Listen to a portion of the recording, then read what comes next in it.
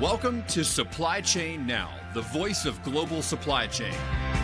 Supply Chain Now focuses on the best in the business for our worldwide audience, the people, the technologies, the best practices, and today's critical issues, the challenges and opportunities. Stay tuned to hear from those making global business happen right here on Supply Chain Now. Hey, good morning, good afternoon, good evening, wherever you may be. Scott Luton and Billy Ray Taylor here with you on Supply Chain Now. But today we got a great show teed up here today. We're talking about dodging pitfalls and optimizing performance, especially when it comes to the complexities of distribution center design and management and choosing the right consulting resources to help make it happen.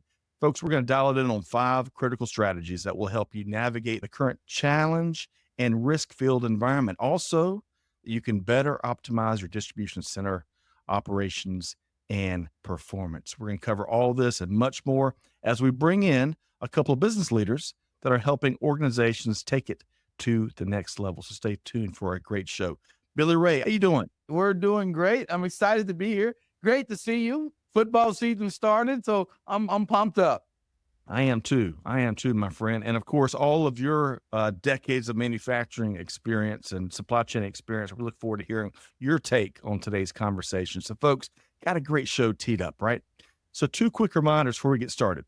First off, let us know what you think. And then secondly, if you enjoyed today's show, and I hope you do, folks, we're going to inform, educate, and have some fun here today. Hey, be sure to share it with a friend or your network because Billy Ray, sharing is caring. Is that right?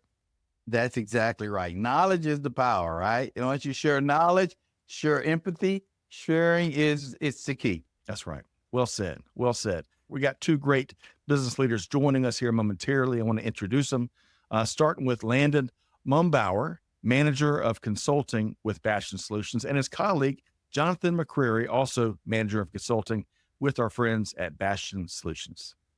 All right. Hey, Landon, how you doing? Doing great. How are you, Scott? Wonderful. Wonderful. Great to see you. And Johnathan, how you doing, my friend? Hi, Scott. I'm great. Hope you are. We're doing wonderful. It's been quite a week, Billy Ray. And Billy Ray, you may be having the best week ever, but I think it's been a great week for everybody. Very productive. We're overcoming some challenges out there. And over the next hour, we're going to help folks unlock more supply chain challenges. Ain't that right, Billy Ray? Absolutely. Absolutely. The only constant in life is change, right, Jonathan? That's the only thing we got. And so How do we overcome change is what we're going to really talk about today. That's right. That is right. So Landon and Johnathan and Billy Ray, before we get to all of that, a lot of good stuff coming. A little fun warm-up question here, because as Billy Ray already called out, football weather is here. We're finally getting some cooler temps. Goodness, because it has been hot, at least in the Atlanta area. So you both, all 4 of us are big football fans. In particular, Landon, Mississippi State Bulldogs is your team. The Georgia Tech Yellow Jackets is your team, Johnathan. I want to ask you both, and you too, Billy Ray, but starting with Landon, what's one of your favorite football memories of all of your fandom? Well, I'll be honest with you. This year, Mississippi State season is not looking that great. We're off to a rough start, and I've had a history of that. But I tell you, some of the best environments have just been at the stadium with friends, family, tailgating, just enjoying the experience of being out there, the fall weather, the cool, crisp air, the good food, really just spending time together out there at the stadium together. Landon, I love that picture you just painted, because that's that almost to a T. That's what I look forward to, because you don't always get all the wins you want. Right. Sometimes you get more losses that you don't want, but the fellowship and the food and the environment is irreplaceable. So Johnathan, that's going to be a tough one to top. What's been one of your favorite memories? Well, it would be easy for me to have to go all the way back to the national championship, because we don't get all that many of them. But really, I think back a few years ago, and I wasn't actually at the game for this one, but I was sitting in my living room, and Florida State was at Georgia Tech in Atlanta, lining up to kick a game-winning field goal. It was a tie game, and I looked at my kick, so I knew if we went to overtime, there was no way. And I said, well, Tech can still win this game, but they have to block this kick and run it back. And everybody looks at me sideways. And then guess what? They blocked the kick and ran it back. So it was a pretty special moment. And that was against FSU. Is that right? That was against Florida State. Yeah, man. And that was back when FSU was winning every single division or conference championship. They were dominant, and Tech pulled all that big win. All right, Billy Ray. I know that we have a good time talking about football all the time here. I love your acronym, NFL, not for long if the performance isn't there. But what's one of your favorite football memories? Actually, I played in college and I'll tell everybody I have fun with this. I would have played for the Dallas Cowboys, Scott. They just didn't want me. Okay. Very clear. But my thing is the thrill of victory and the agony of defeat. Right. And that's what keeps it going more. The thrill of victory when you win, I would win and just to watch the support, but then also the agony of defeat. That's where I grew. That's why I grew. So that's what my favorite moments, the thrill of victory and the agony of defeat. And there's business analogies galore in what you just shared there. And I would also just add before we get going in our conversation is that the tough years, right? I'll tell you, for a lot of folks, even as we're finding out right now here in October, 2024 has been an incredibly challenging year. But those tough years are going to make those outstanding years even better. Sports, business, personal life, you name it. So, but Billy Ray, Landon, and Johnathan, I appreciate y'all's memories, and I look forward to learning from all of y'all. So let's do this. We're going to jump right in. We got a lot to get to here today. I want to start by level setting a bit, Landon and Johnathan. So Landon, starting with you, tell us briefly, if you would, about your background and what Bastian Solutions does in a nutshell. Yeah, be glad to. Thanks. So I've been with Bastian Solutions about 5 years. Prior to that, I did about 10 years in different manufacturing environments, a couple different companies. Bastian Solutions, we're a independent integrator. And so we work with clients to develop solutions that are going to make their operations more efficient. We really look to transform the future and enhance lives through automation by supplying them with innovative processes and innovative technologies and utilizing those to make them more efficient, to enhance the experience with the customer. Love it. I love your manufacturing experience. It's my favorite sector. I've been fortunate to have spent some of my own time, my career in the manufacturing industry, but also to your last part of your response there. There's all sorts of technology and equipment and automation, but you got to have the know-how to make it work for your company, right? And that is critical to the whole equation here. Johnathan, what would you add about your personal journey, your professional journey? What did you spend your career doing? We talked about tech. So I received my bachelor's of industrial engineering degree in 1993 and went into manufacturing for a very short period of time. But then I joined Lowe's companies in 1995 in their logistics planning department, and have spent the last 29 years in material handling automation. While I was there, I completed my MBA and paid that off by being recruited by a consulting firm. And so since that time, I've designed and implemented systems both as a consultant and as a client of a consultant. It's a pretty good perspective from, or multiple perspectives for these automation projects. Agreed. And both of y'all, Landon and Johnathan, your backgrounds are going to be real valuable here. Billy Ray, first off, it's important to pay off those MBAs, right? You got to pay off those student loans. All of us do. Cool. Then secondly, Billy Ray, if you think of, their combined experience, Landon, a ton on the manufacturing side, Johnathan, a ton on the material handling and automation side, both out for companies and now as a consultant, I think we've got a ton of expertise to pull from here today, Billy Ray, huh? Yeah, not only just expertise, I went and looked at their backgrounds, Scott, credibility.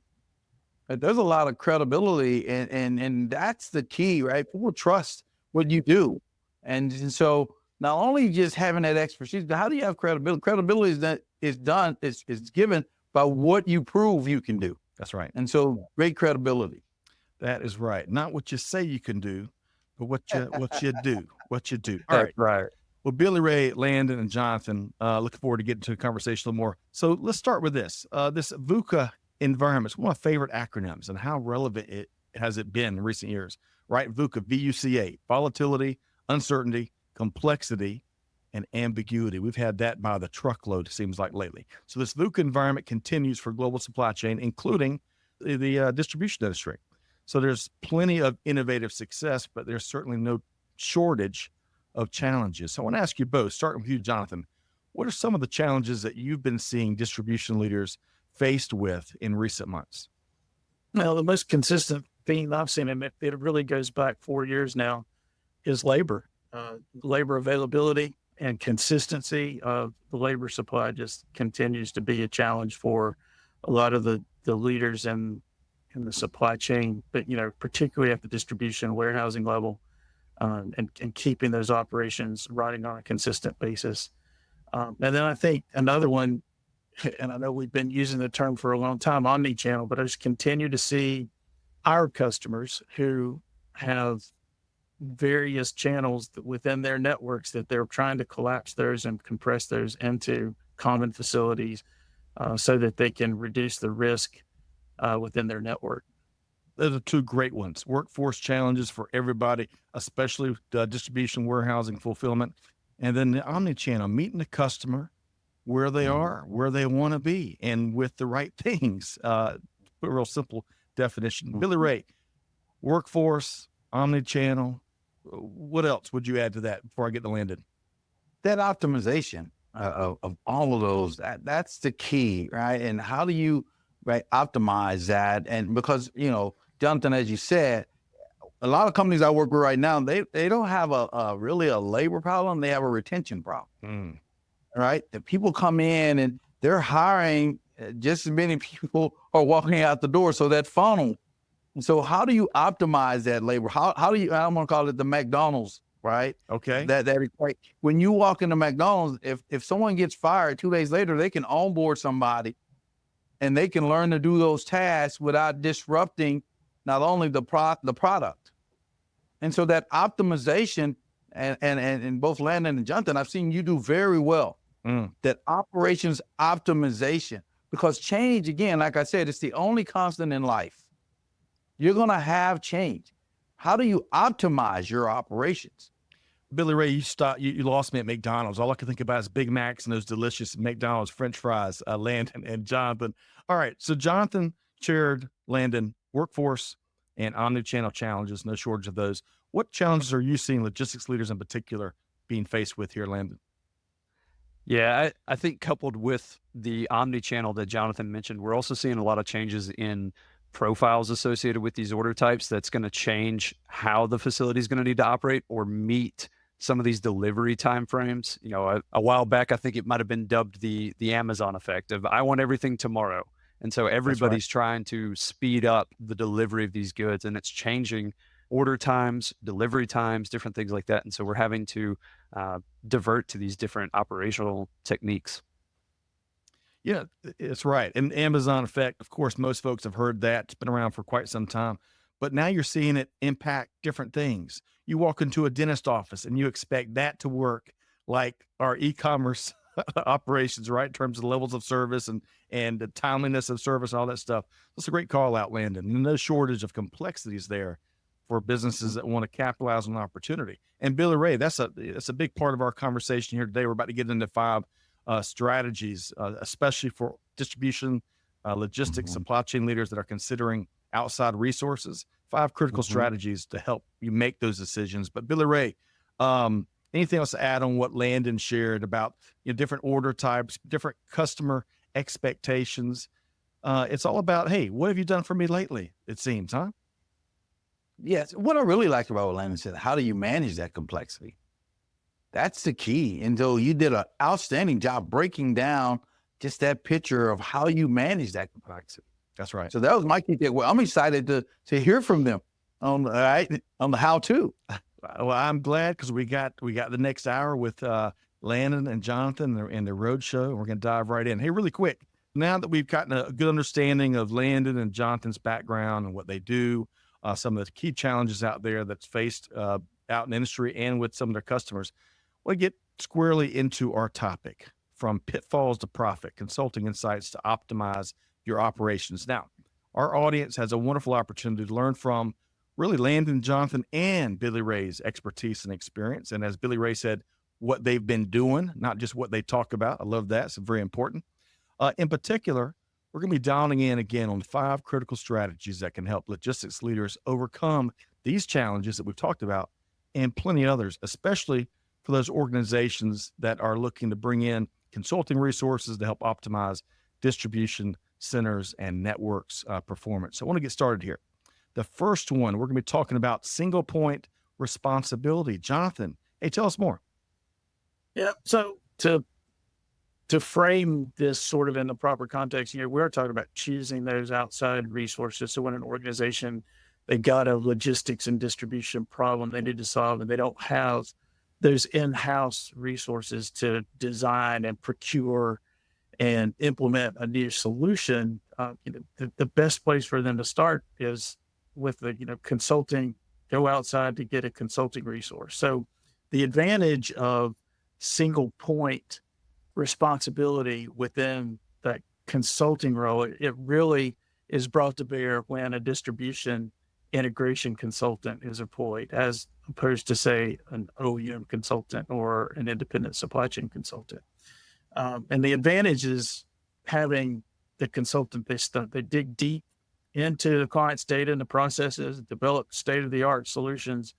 But then the real beauty is when they transition that into an actual project and an implementation, because in the context of a distribution integration consultant, they stay with that project, and you de-risk and you make the process more efficient when you transition the design and solution into a real life system that's up and running.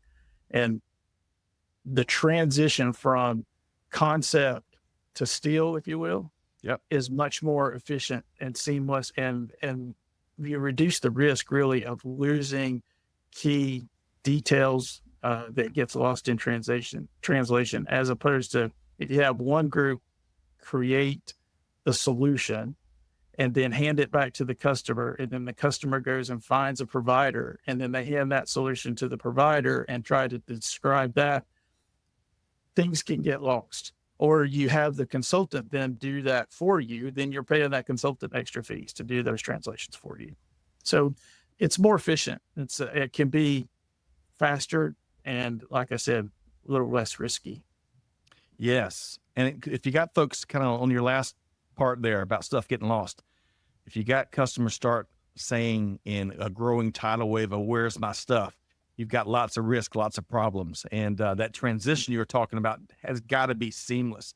It's a great call out, amongst other things, and including, finding the right implementation help, execution help. A lot of organizations struggle with that. Billy Ray, lots of folks have the great ideas, the latest and greatest technologies, new processes, but the ability to find resources that could implement and help you execute the reach art of the possible.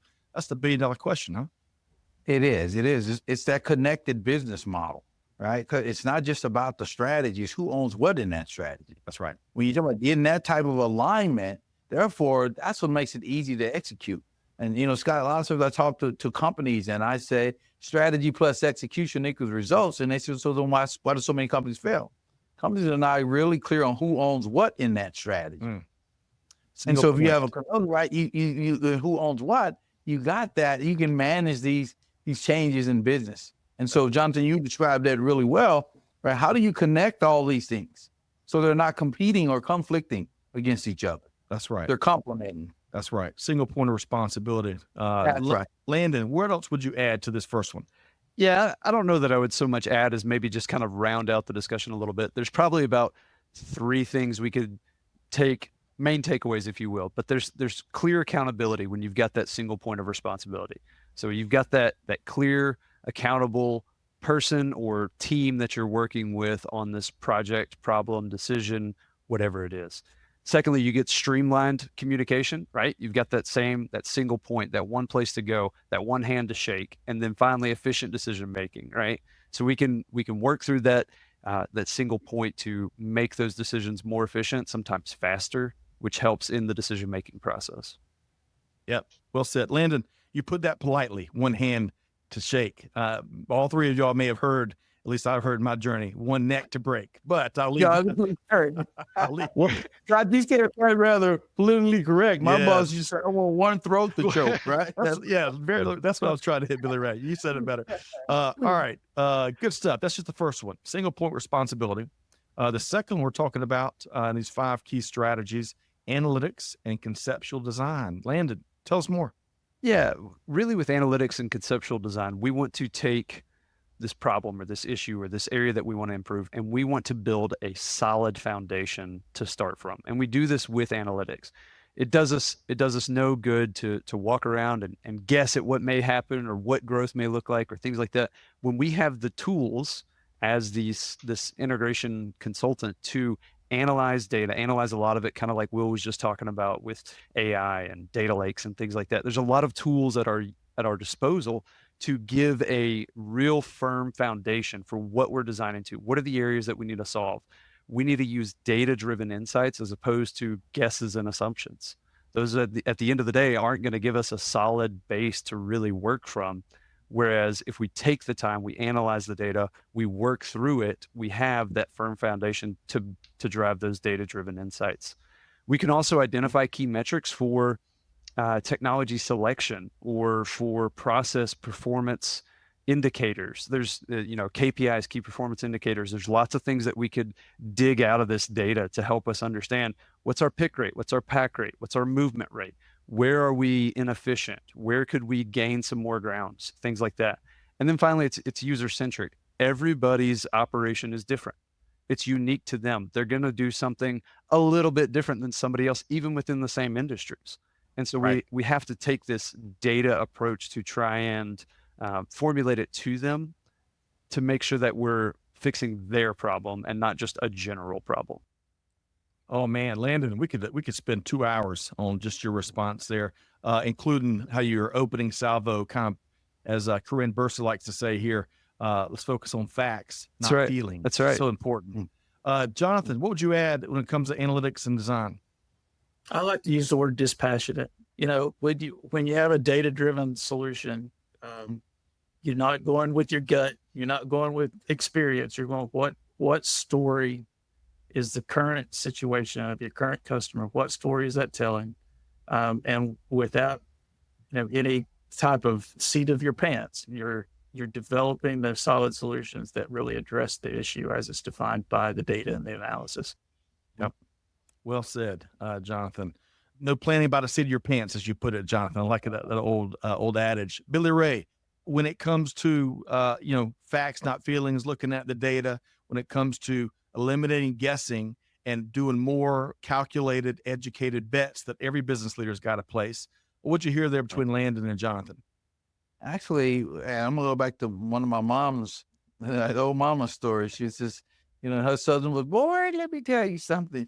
You're shooting and then you're aiming, right? You're shooting and then you're aiming. Get the facts first. Get the facts will allow you to zero in on the target. That's right. And so what you just broke down was taking those emotions out and getting the facts to help you get that source of truth, that source of really what we have to do. And Landon, I think you broke it down really precise on how do you get to those facts so you can make credible decisions. Yep. Keep the mama stories coming, Billy Ray. It's my favorite parts of your repertoire. All right. Let's go to number 3. And that is process before automation. It kind of goes back to Billy Ray's point a minute ago. Landon, tell us more. Yeah. So coming out of data analysis, right, we want to make sure that we don't just create numbers for numbers' sake, right? Having good numbers does absolutely nothing for us. Understanding the process and what we're going to be applying those values to. What do those values mean? Not just what is the value. And so that's really what we try to push as these integration consultants is we really work to work on understanding the current workflows, how they currently operate, and we can get that again from that data approach. What can we standardize? What can we shift? What's a better process here? And maybe that doesn't require automation or a capital expenditure. Maybe it's just the way we do something that can improve it. So it's not always about let's buy the new shiny, cool robot that shows up on our door and looks amazing. Maybe we can just pick a different way, release orders a different way, use what we have already to make a better process. So let's take the time, look at the process, see what we can improve, and then what's left over that we can't or we still need to get gains on, maybe that's where we take the step on automation. But understanding those differences and being able to identify them is really key in beginning that journey after the data analytics. Excellent point, Landon. And when you started, you were talking about all data for the sake of having data. It took me back to my calculus days. Oh, that was some tough days. I didn't know what numbers were coming at me, but they were all beating me up. So we got to focus on the right data and what we're trying to do. Johnathan, what would you add to number 3 here? Yeah. So, well, in terms of calculus days, the problems with it was more letters, right, than there were numbers. Maybe that's why I did so poorly, Johnathan. Again, it's just kind of echoing what Landon said. It's like you really got to understand the flow of, we said we were talking about data earlier, but now you're talking about the operational data, the flow of the operational data and the flow of the personnel within the building. And how can we make sure that, automation, we don't automate just for automation's sake. The automation doesn't get in the way of the people, because ultimately at the end of the day, we still have to process those orders and there's going to be folks involved. Yeah, that's right. Billy Ray, we're halfway through this list. 60% through the list. I'm showing you all my bad math skills. But what I like about this so far that Landon and Johnathan are sharing, Billy Ray, is it's kind of like two parallel streams here. We got one where we're offering insights on how to select and work with the right types of consultants for your operations. But then a lot of what they're sharing is applicable to leadership 101 and supply chain. Billy Ray, what'd you hear there in number 3, which is process before automation? Well, process is critical. You're right. It's proving the concept. It's proving the method. If you don't go into the process, you'll automate stupidity. That's right. You'll automate. And so you have to get it right. And you do that getting it right consistently through the process. And that's where your standards are developed. Then you move to automation. That's right. Because it's that that process is the critical element of how you do. It's how we work so we can win. So, right, I've been a part of that. So I'm speaking from experience. I've automated stupidity. Right? I think we all have, I bet. I know I've done plenty of that. And, kind of bringing it forward here to 2024, it's the golden age of artificial intelligence. I know we're mostly talking about automation maybe in a more tangible sense, but there's a lot of burnout being created and frustration being created because a lot of leaders are saying, oh, I've got to have AI, but we don't know exactly what we're trying to do with it. Not everybody, but lots and lots of wonderful use cases as it relates to AI and Gen AI. But we got to know what we're doing and use the right tool, not just the hottest, most popular tool. Okay, so number 4 is where we're moving next. And Johnathan, we're going to get you to tell us about objectivity in automation selection. Selection doesn't get enough attention, folks. Johnathan, tell us more. Yeah. So, and again, I'm going to focus a little bit on selection of your service provider in this particular case. What are the advantages of having a good consultant that's more associated with an integrator? Because a good integrator, they've got relationships with all of the best technology providers in the industry, and they're able to draw from those relationships, not only their own expertise within that consulting group, but also those relationships that they have with their suppliers, that they can go and dive deep and get the best analytics and planning of certain solutions for the complex problems. So the integration solutions, they really remain focused on what's best for the customer, not necessarily what's best for them to sell a particular product or leveraging, limited knowledge of all of the different technologies that are out there, but really going deeper and having a deeper understanding of what all is available within the market.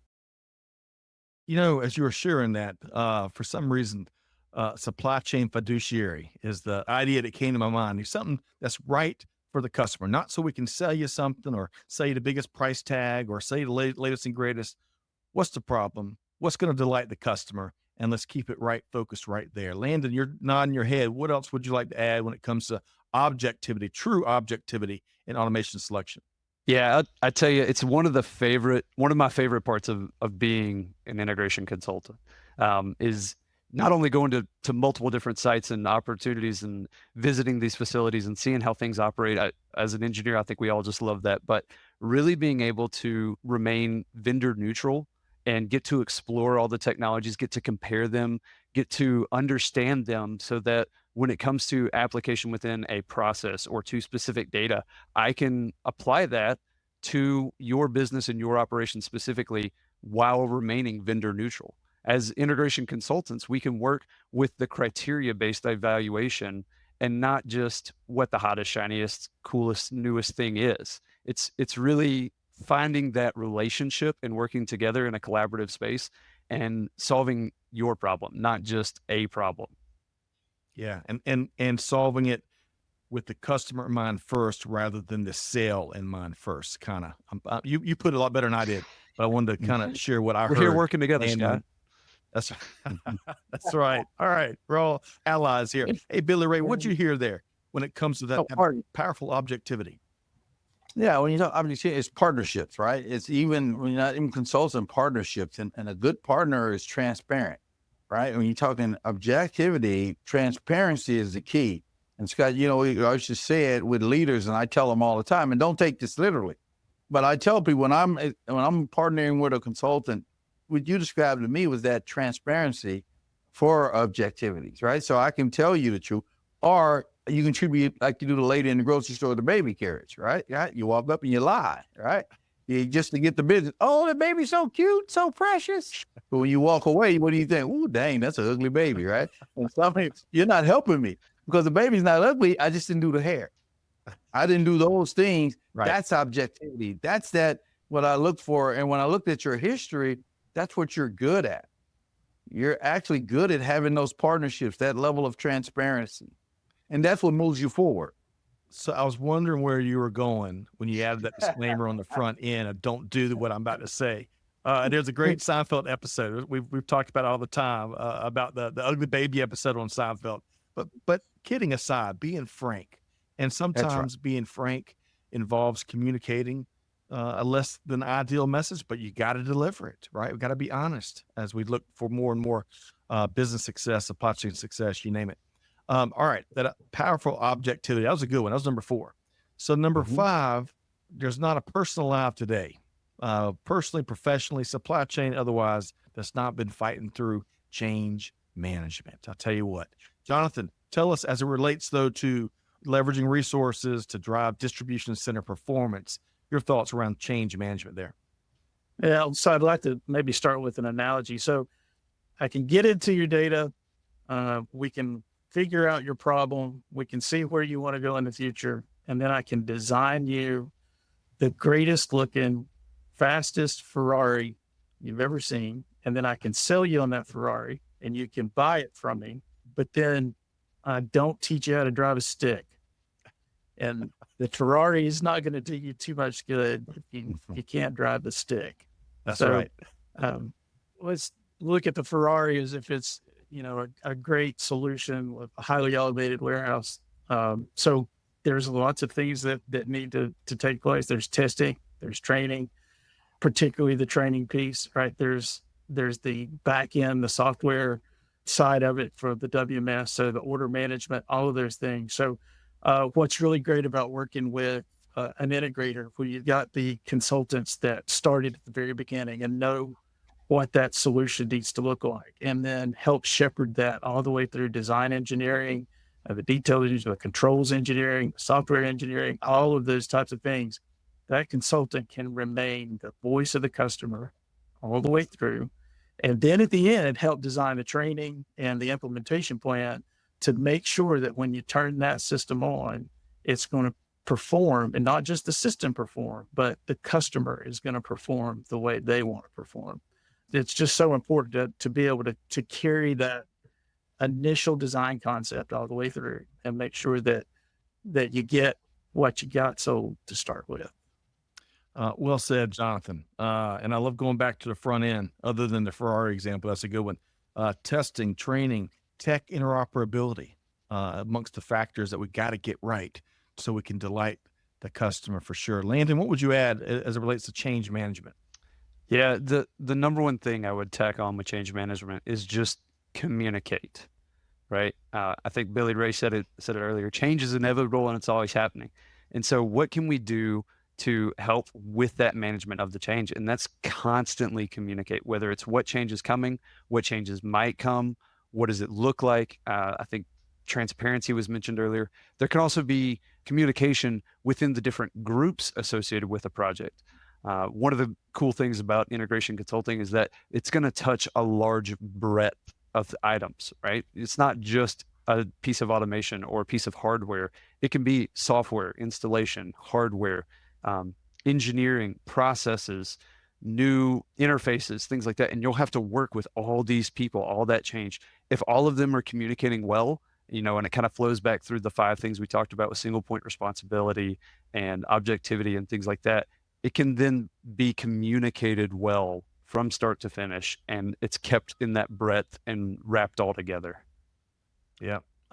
Man, what's old is new again, and as relevant as ever, and that's communication. And I think, it's interesting, Billy Ray, and I'm glad Landon really spiked the football on that, because in this day and age where we have got more ways to communicate than ever before, right? It's not just a phone anymore. It's not just a carrier pigeon or whatever those things were called. We got Slack, email, text, things I hadn't even heard of. My kids are throwing messages at me, but still we have a timeless challenge of communicating effectively, especially in this ever fast moving world where the velocity is picking up by the hour. Billy Ray, change management, Johnathan and Landon both spoke to it. What'd you hear there? Actually, it's that I'm gonna go people, process, product. Communicating on the how we're gonna do that, and then basically, as Johnathan talked about, right, being very deliberate, right? You're actually coming in and saying, here are the things we need to do in reference to people, process, and product. Yeah.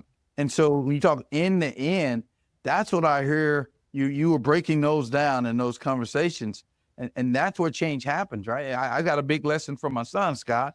He told me, he said, Billy, you know, dad, business, lean manufacturing, but you're trying to basically get me to understand it on a cassette tape, or you're trying to get me to understand it on an 8-track. You need to figure out how to stream it. That's right.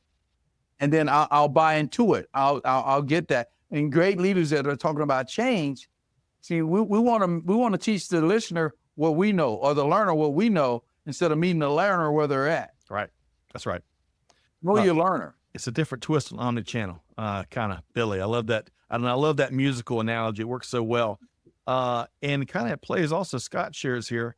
It's so important to share the why and the how, both of them, especially why. Folks want to know why we're doing what we're doing, right? That's one of the ways that when we effectively answer that question, we can get more buy-in, momentum, and move forward faster, more successfully.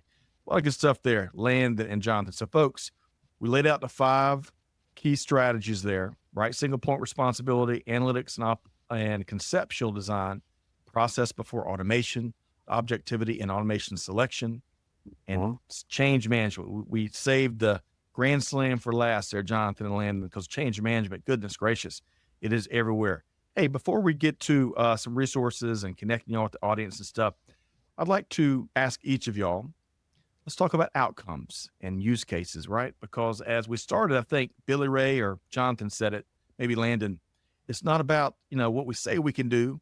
It's not about those grand visions and plans. All those are helpful, but it's about what we're getting done. So I want to ask you each, starting with Johnathan, what's an example of one of your favorite recent projects that you've been a part of? Yeah, I really like to, one that we did a couple years ago. We had 2 customers really in the end, because our primary customer was a third-party logistics provider. And ultimately their customer ended up being our customer through them as well. So we were able to serve 2, but the way that started out was the third-party logistics provider was actually bidding for that business to start with. And they had an RFP, and they shared the RFP with us, and they said, we would like to partner with you to help us win this business. And so we looked at that, and we did a fairly traditional design, because it was an omnichannel, it was retail apparel that was not just retail, but also direct to consumer apparel, Okay. all coming in one inbound flow, multiple outbound flow. So we did something fairly traditional because we did know they were a 3PL, and we put a design. We had about 7 days, by the way, to 7 days. just process all that, put a design in front of them that then they put in a proposal of their own. Long story short, they won that business. And once they did and the dust settled and they took a deep breath and they kind of went away for a little while and they started thinking about, okay, how are we going to implement this? Well, they are a third-party provider, and they were looking at this solution that we designed very specifically for the problem. And in their world, they have to think kind of long-term, and they're like, we could lose this contract after 5 years. And I've got this piece of equipment now that's designed specifically for this customer. How do I take that and make that look a little different? So they had the business, they kind of changed the design, they went away and they actually talked to an OEM about how they felt like the best way to solve their problem. And it went with a particular type of technology within a building. So, 3PLs, they tend to build the standard 35, 40-foot building. And so they were looking at, I'll just tell you, that we're looking at a shuttle, like a mini load type or case shuttle type solution that they were going to try to flow through both retail distribution and direct to consumer distribution through. And they were going to put that in a 35-foot building. They called us back as a courtesy to us for us helping them win that business and said, hey, we're going to put these shuttles in. Do you want to try to bid on it?